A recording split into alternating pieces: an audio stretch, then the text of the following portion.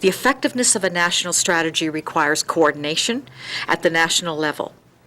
Suicide prevention is everyone's responsibility. Suicide has directly affected my family. Death by suicide is preventable with knowledge, care, compassion, and coordinated, concerted action. Thank you. Thank you, Marion.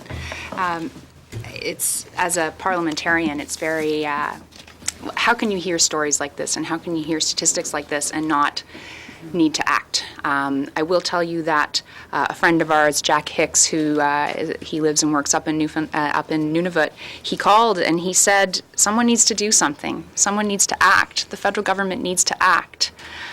And how could we not? So this is our legislative response to these shocking statistics, to these stories. And I'm very happy to that Carol Hughes has been working with us on this bill as well as the Deputy Aboriginal Critic on Health. So I'll pass it over to Carol. Thank you, and I'm glad to be here, and I'm glad that you took the time to see how important it was for you to be here to bring this story forward. I personally have also been touched by suicide within my family, and I have a cousin and an uncle who actually both committed suicide. And my daughter, when she was fairly young, still in elementary school, also lost one of her best friends to suicide. For me, it's quite dear to my heart. I do want to talk, as Megan has indicated, with respect to the Aboriginal aspect. And, when we're looking at Northern and First Nations communities, they are suffering disproportionately and would greatly benefit from coordinated support and program development from around the country. Avec ce projet de loi, nous avons une opportunité d'améliorer la vie des Canadiens, mais surtout dans le Nord. Une telle stratégie nationale pourrait sauver des communautés entières en tant que les effets émotionnels et sociaux, c'est des effets négatifs émotionnels et sociaux, quand on perd ceux qu'on aime, surtout nos jeunes enfants. First Nations suicide rate is more than twice the Canadian rate. Suicide is a leading cause of death among First Nations between the ages of 10 and 24.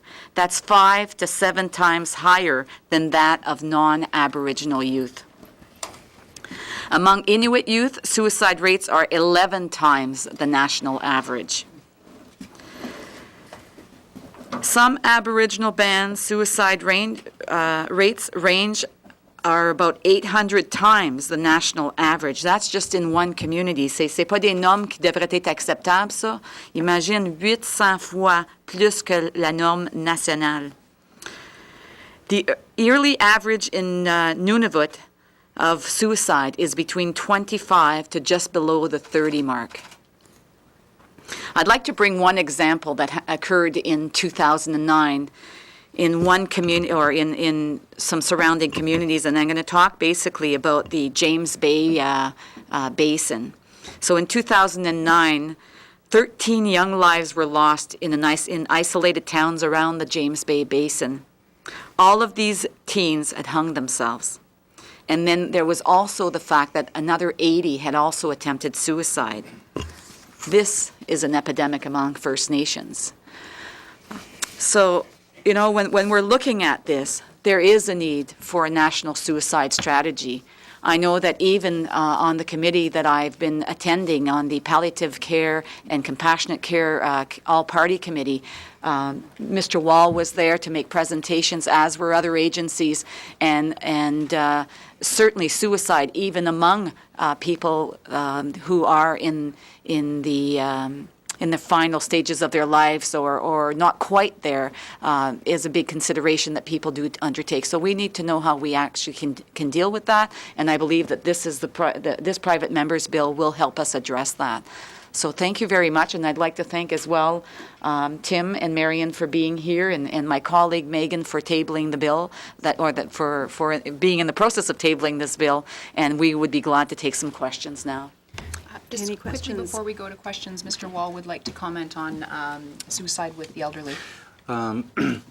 Suicide crosses all ages and genders and cultures and ethnic groups. We this morning have talked about two at-risk groups, Aboriginal peoples and youth and children. Another group that we cannot ignore are our older Canadians, the elderly, who have a very high suicide rate. It's one that's often not talked about. I think it's a particular concern that as our population is aging, those rates we could see go up. So I think that we can no longer ignore this issue and put it off. It's going to become even more pressing over the years. Thanks. Okay, questions? Megan Fitzpatrick, Post Media. Hi, good morning. I have a couple questions for the MPs first. Just in terms of the bill, excuse me, have you talked to your fellow critics in the other parties? What kind of support do you think you might get for this bill? And in asking for a national strategy, you know, the government's being asked for a lot of things these days and money is tight. Any estimates on what a national strategy would cost? As far as talking to our colleagues, one thing, I am very heartened by this all-party caucus on palliative and compassionate care, because one thing that they are studying is suicide prevention. So we are, as we launch the bill tomorrow, we will be approaching critics across party lines, as you can imagine, as well as MPs generally across party lines. And I think we will actually get a pretty positive reception, because this all-party caucus has been doing tremendous work on the issue of suicide, and there has been a bit of a consensus built around the issue. So we are expecting a positive response. As far as cost and what this would look like, I would be the first to pull this bill if something as small as the Mental Health Commission took on the issue of suicide. It doesn't necessarily have to be this bill. This is my response to what I'm hearing in my community and in communities across Canada. But there are many ways of doing it. Why couldn't it be the Public Health Agency? This is an epidemic. Why couldn't it fit under their mandate? Why couldn't it be an actual piece of the mandate of the Mental Health Commission? So this is my legislative response, but the point is we need a response. What will it cost? We all know from other agencies where their main role is to figure out what are the best practices and to create a community linking best practices and linking communities, that the cost is not very great. I don't have specific numbers, but we do know that the cost is not great to do that. Like I said at the outset, the answers are in our communities. We have the tools, we have the expertise, but they're not linked. And if they're not linked, then people just fall through, it's not even cracks, they fall through these great chasms. I just want to add that, when I was sitting at the Palliative and Compassionate Care Committee, we did hear from one of the witnesses, and I'm assuming that it was when you were there, Tim, and maybe you can correct me, but and she was indicating to us that she has the ability to go into these communities and train people, and unfortunately nobody's taking her up on that, and except for people overseas or people in the United States. So it may not be that it would be a very big cost to actually implement such a national strategy, because it's working with what we've got and making sure that there is a coordinated effort as well in doing that.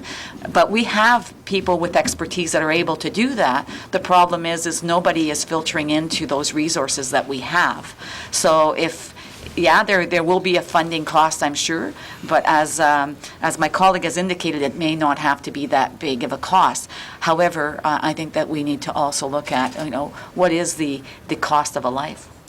The cost of doing nothing or doing not enough is certainly far greater than the cost of doing more. Scotland has had a national suicide prevention strategy for a number of years now. And in their evaluation, they've demonstrated that by saving 5 lives, by preventing 5 suicides, the entire strategy was paid for. That's a very small cost.